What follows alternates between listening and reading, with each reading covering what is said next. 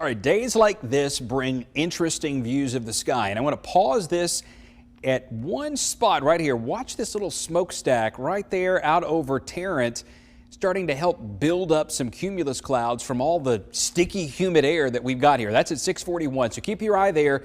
You'll see the clouds.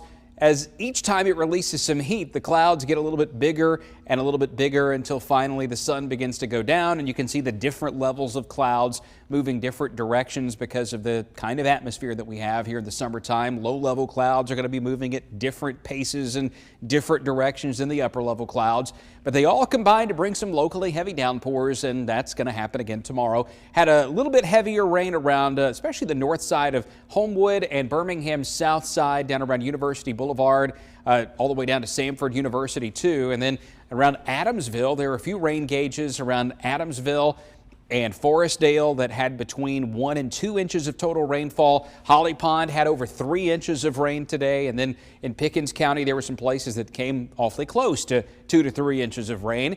Same kind of setup tomorrow, but overall fewer thunderstorms than what we've had the last 2 days. Because of that, we think it's going to get quite a bit hotter.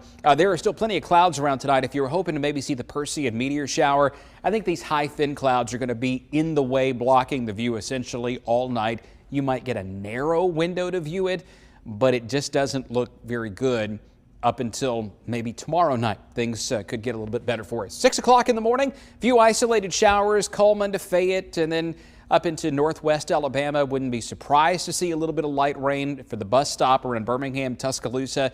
But then early afternoon, some thunderstorms begin to pop. And as they do that, without as many around, they'll have lots and lots of instability, a lot of fuel to help them grow.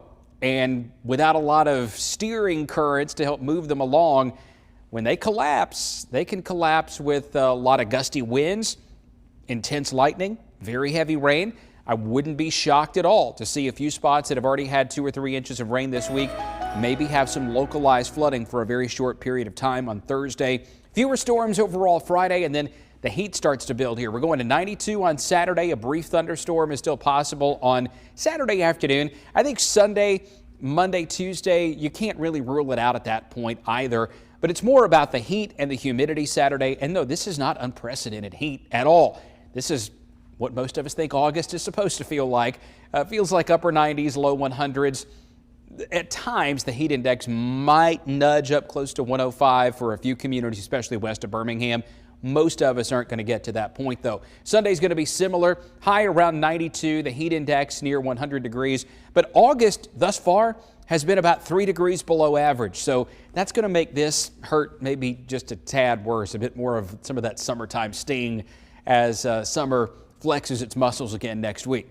Disturbance over the southwestern Gulf in the Bay of Campeche. Next 2 days, it has a low chance of developing, but there is a much more substantial threat farther out in the Atlantic. This is Tropical Storm Erin tonight. Moving to the west at 16, the wind sustained at 50, and this thing is beginning to show some strength as it moves over much warmer water. By Saturday, it's likely to be a major hurricane.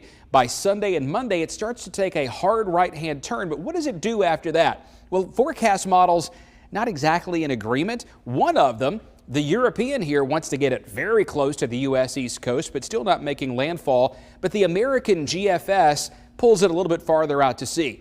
Truth is probably going to be somewhere in the middle, but by the end of next week, it's all the way up in the North Atlantic, and if we're lucky, we got to get really lucky for this to happen, there may be some slightly cooler air that comes in behind that here over the eastern half of the country. So scattered storms tomorrow, fewer hit or miss storms Friday, 1 or 2 here and there over the weekend, and then toward the end of next week, another cool front begins to move in with more scattered storms by Wednesday.